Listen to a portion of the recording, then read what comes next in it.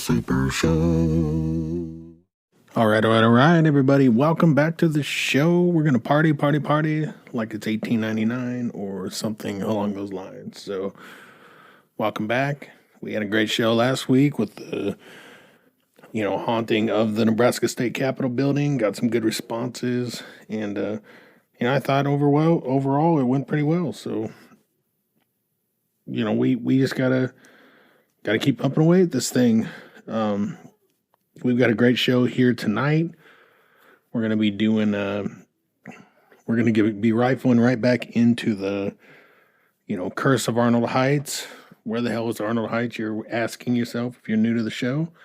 Well, I'll tell you, it's here in Lincoln, Nebraska, where we live. It's a neighborhood, West Lincoln, and it just happens to be what I believe is one of the most haunted neighborhoods in the country. And I was so honored to have lived there, and it inspired me to do stuff like this. So, with that being said, this episode, we're gonna get into, what actually, really set me off in the paranormal, all the stuff that happened. Before we do that, we're gonna do a little segment we like to call Paranews. Paranews. Paranews. Paranews. All right, this one off of Coast to Coast AM. If you've never listened to Coast to Coast, it's hosted by Judge Norrie, and it used to be hosted by Art Bell, and it's on everywhere, literally coast to coast. You can watch it all over. But I like to get some of my Paranews from there because they do some pretty good articles on their page. This one by looks like Tim Banal. It starts off, plagued by terrifying dreams, thieves return stolen statues to temple in India. This is pretty wild. I mean, this sounds like Indiana Jones-esque, if you ask me. With what they're talking about, it sounds to me like, we'll dig into it a little more, but it's like old Indy went into the temple, did all that crazy stuff, and ended up taking something with him and got some dreams. But let's take a look here. It says a group of thieves who stole several sacred statues from a temple in India wound up quickly returning them due to what they said were terrifying dreams that had plagued them ever since they had taken them. According to the local media report, the weird case began last week when the unidentified gang of sticky-fingered, I don't really understand. Okay. Basically,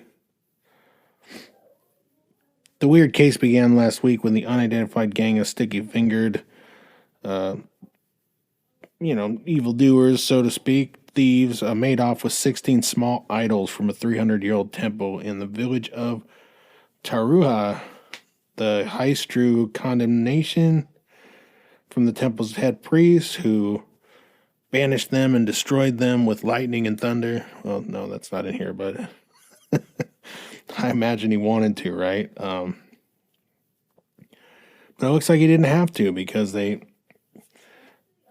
quickly they began having all sorts of strange dreams thereafter, and paranormal or not, it could be a curse, right? Could be the head priest's curse. It could be the curse to the idols. I don't know, but I mean, it stands to be said that it's a possibility. It's kind of like the the mummy's curse and all that type of stuff.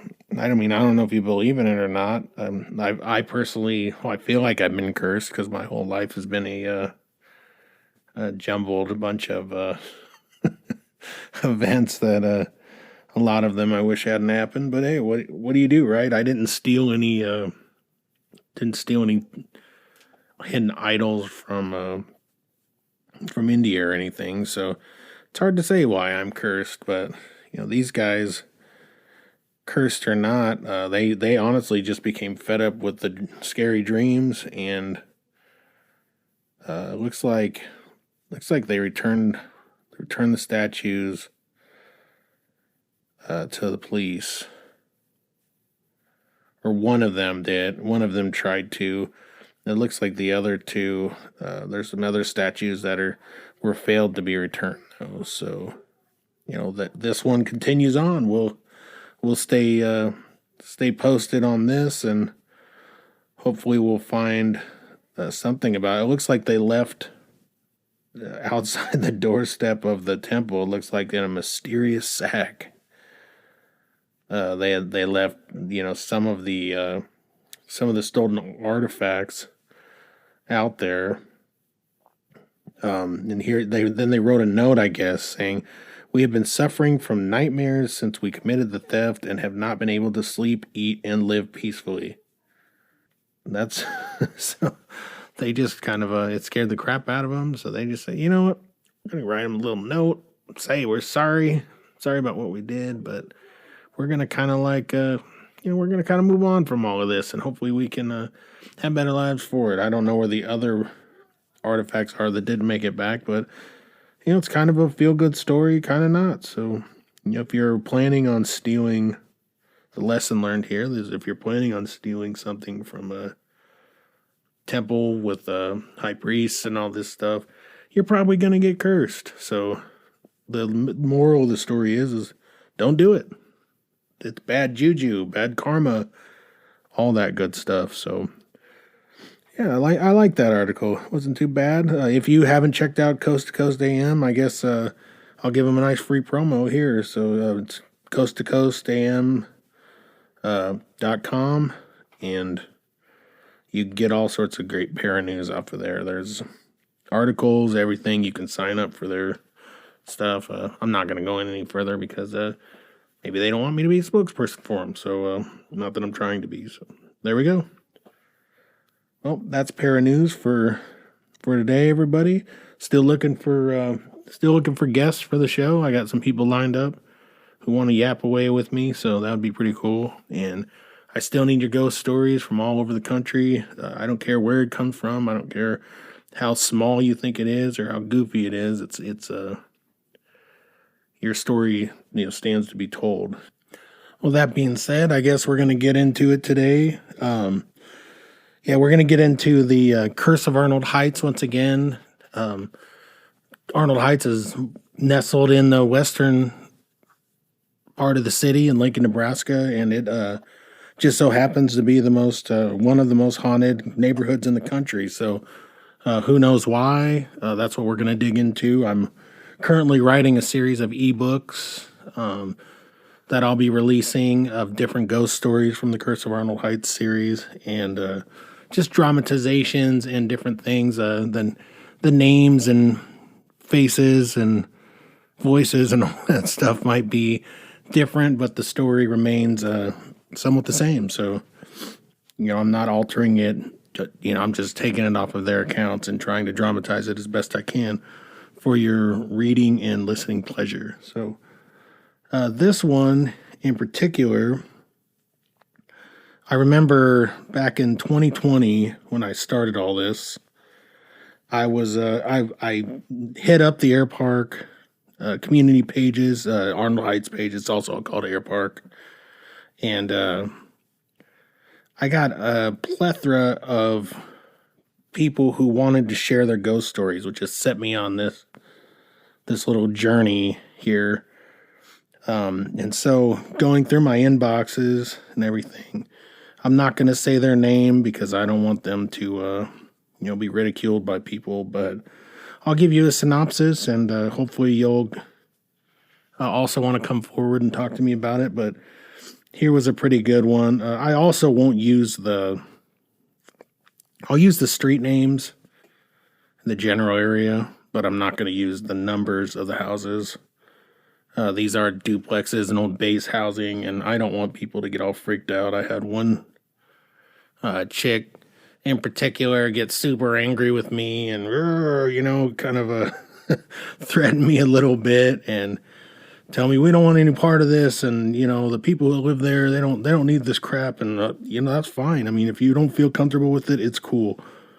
So this, I'll just read a little bit of this.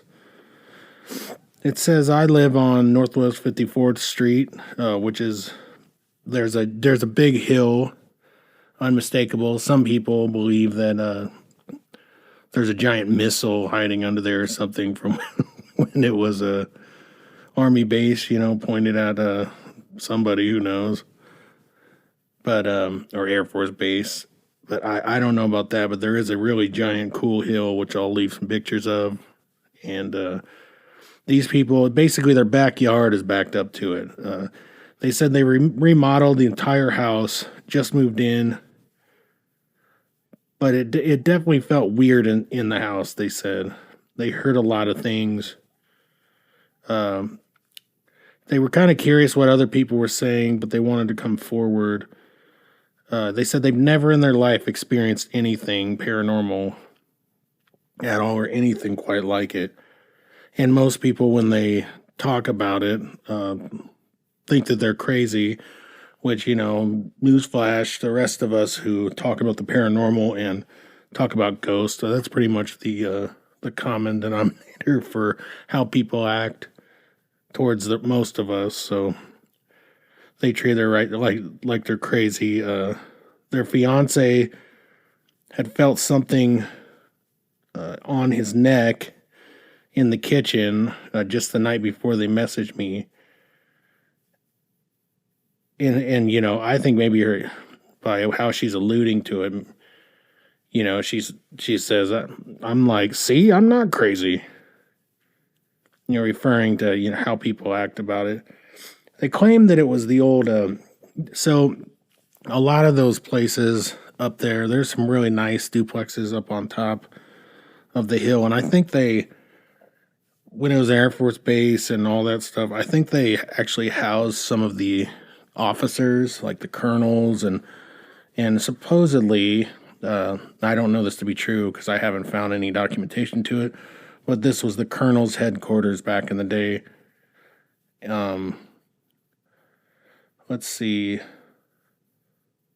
So as they were remodeling, things got to be more noticeable, but not that bad. She says, just a lot of sounds of what they say is him walking and running down the hall. And then, one of their family members felt their fiance or somebody felt a touch along their entire neck. And they, I guess maybe she's saying that they didn't believe them before, but after that it was unmistakable, so they believed it. Said they're not understanding it at all. It just leaves them uneasy, but not scared, if that makes sense. And it does. Not all hauntings are terrifying haunts, or we don't know why they do it. We don't know what they're trying to get out of it by touching us. I myself have been touched a couple of different times. Yeah, I've even been grabbed, and out there, and it's honestly terrifying when you figure out that there's nobody there. Your brain has a hard time putting it together. They said, I don't feel like it's dangerous, but I do feel it. I hear the footsteps and the running down the hall every night. But, honestly, they haven't heard anything too much in a while since they were messaging me. They said after they moved in, it stopped. Like after they got done with all the remodeling. So, which is common to some haunts, especially if someone's sticking around who, liked the place or, had some sort of tie to it. There's been many reports of people who go through that where they're remodeling and all of a sudden things just ramp up and get crazy. After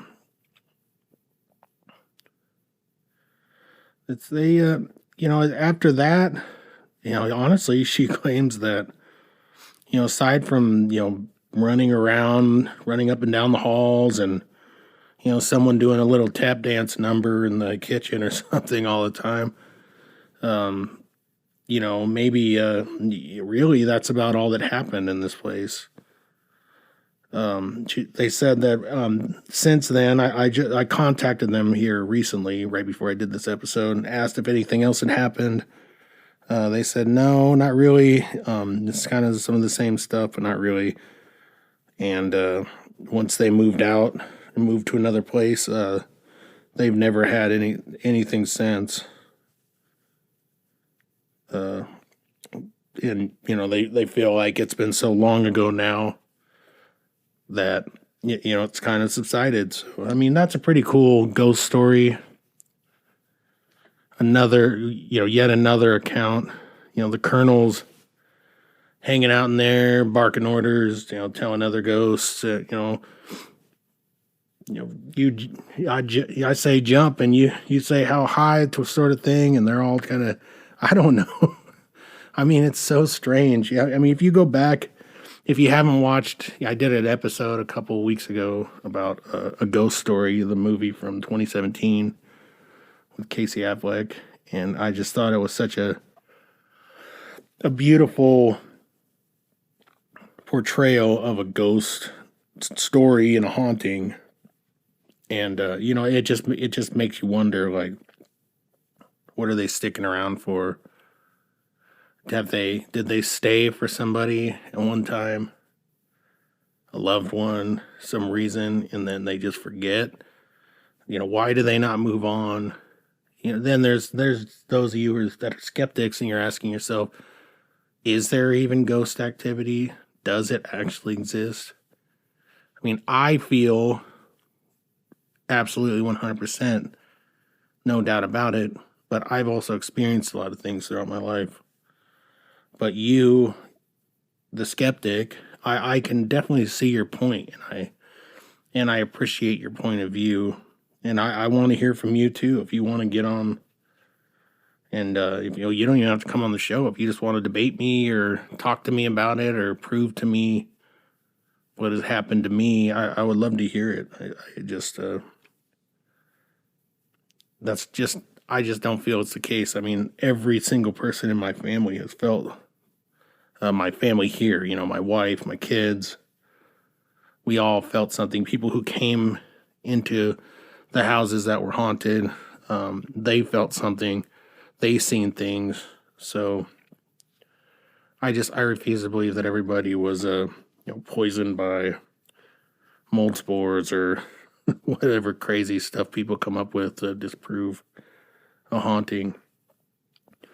But that's just a short ghost story, and just the beginning of the series of the Curse of Arnold Heights. Arnold Heights, it means so much to me, and we're also kids, guys I grew up with. I shouldn't say kids, people I grew up with who still live out there. We all have such we're so proud of the area, and we love it, but I just want to, we all know that this stuff is happening. Many people have talked to me about it, people I know. And there's so much activity out there. It's endless. I mean, it's scratching on the walls. It's pounding. It's in a former episode from episodes way before, the mother and daughter had talked about, it was so crazy that, like a mirror that was attached to a wall, anchored properly, all this stuff, just basically just blew right off the wall as all this stuff was happening. And I think it was under, if you want to go back, there's like a separate on Spotify and all that. Maybe Spotify and Amazon for sure. There's like a separate Cain Stevens Paranormal Super Show from like past seasons, where it's got like a brick wall and a ghost and for the picture. But go back and listen to those original episodes. The quality is terrible. I get it. I was new to it, still new to it, still working out the bugs. But the content is there. I think it might be on the best of too, under a Family Under Attack. So go back and listen to that, and you arrive on your assumptions of what it's like, and what you think happened. And I'm wanting so badly for more people to contact me via social media, email me. You can email me. You can do any of that if you want. I think, what's the handle that I'm using right now for emails, for that? I mean, it should be, Cain Stevens podcast at gmail.com. So Cain Stevens podcast, all lowercase. Give me a ring-a-ding-ding on that. You can get a hold of me on Facebook under the Cain Stevens Paranormal Super Show page. You can get a hold of me personally if you befriend me on Facebook under Cain Stevens. And, just tell me what you have to say. I want all you, my Air Park kin and people who have lived out there to give me your ghost stories. But a lot of people don't want to come forward. Some people do. So, we're going to continue this trend. We're going to keep adding these in as we go. But, I think that this one about the Colonel was pretty cool little ghost story. It was extremely short, nice and sweet, just the way we like it. But I'm trying to keep these podcasts at a reasonable time until I get somebody else, to come talk with me and yap and blab and all that stuff. So stick around for that. I think a new segment we're gonna do today, and start. So I was at a garage sale, and I noticed this sweet book for like 50 cents. It was Your Horoscope and Your Dreams by Franconia. Is that who it is? Let's see. Oh no, by Ned Valentine and Stella Coeli. It was a 1970s book. It doesn't have a dust cover to it, which I like that about. I love the way a book looks. I know that's really goofy, but I peel those stupid dust covers off right away. But I think we're gonna do a weekly segment, called Your Dreams or something along those lines, and we're just gonna read out of the book, just a random area, and see what the old book says about your dreams and what it says. So let's try this segment here. Let's do this nice little segment we like to call In Your Dreams. All right, so to close out the show here today, I'm just going to flip through, do the flip back and forth, la-da-da-da. Okay, here we go. So, page 612, mannequin. So, if a dream, one sees a fashionably dressed man, if in a dream, one sees a fashionably dressed mannequin parading before a group of women, it signifies that you will have a dispute with one of the opposite sex. Oh, I feel like the spelling on this is wrong. I don't know, do the math, a 50-year-old mistake. Is that right? Mannikin. Is that really how you spell mannequin? If it is, I'm completely blowing it on some other projects that I'm doing. So let's read one more, all right? Let's do the back and forth. So just in review. So if you have a dream where you see a fashionably dressed mannequin parading before a group of women, gallivanting in front of them, I guess it signifies that you will have a dispute with one of the opposite sex. So there you go. It's explained. Finally, you've been wondering why that mannequin appeared to you in your dream. The dapper one at that. Here we go. We're going to do one more. Okay. This says joyride. Here we go. This is a good one. So if you're going on a joyride in a dream, it says that you will abandon yourself to circumstances. You may, however, turn defeat into an amazing success if you give your problems proper attention. Oh, that's pretty profound. So if for some reason you're just joyriding around, hitting the switches in your Cadillac, playing some Outcast and, just rolling around joyriding, it could mean this. It could mean that you'll abandon certain circumstances that are put forth in front of you, and that you might actually become a success story through it. So if you give it the proper attention. So there you go. That's today's In Your Dreams. I hope you liked it. We're going to keep on doing some of this. This book's really cool. I could also give you guys some, let's see here.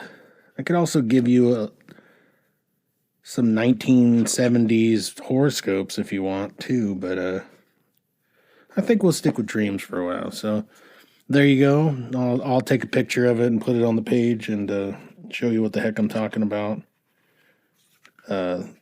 The book has a dedication in front, which I thought was really cool. It says, "To Vera, who made my dream come true." How fitting, and what an awesome dedication. So Vera, thank you for all you contributed to the authors' lives, and I hope you liked it. So I think we're going to wrap it up here. That's another weekly edition of the Cain Stevens Paranormal Super Show. I'm once again your host, Cain Stevens, and this has been real. It's been fun. So, just hopefully it's been real fun for you. Next week, who knows? I'm not really sure. We're still doing some show prep on some things. So, well, maybe I'll do some more ghost stories from the CURSE of Arnold Heights series. I'm just not sure yet. I've got some really cool stuff coming up. So stick around, keep supporting us on Instagram, TikTok, Facebook, and all those good places. I'm not on Twitter. I don't really dig Twitter. I deem it, for now anyways, until I find a way to deem it necessary. I find it kind of stupid. So unless you're like really famous, like a Kardashian or something, then I'm sure it does a lot of things for you. But for me, for now, no Twitter. So thank you guys for listening. I really do appreciate all of your support, and just keep following me, keep spreading the word, and we'll talk to you next week. Have a good rest of your week, and keep listening. Go back and listen to those episodes that you missed, and I will see you on the other side. Good night.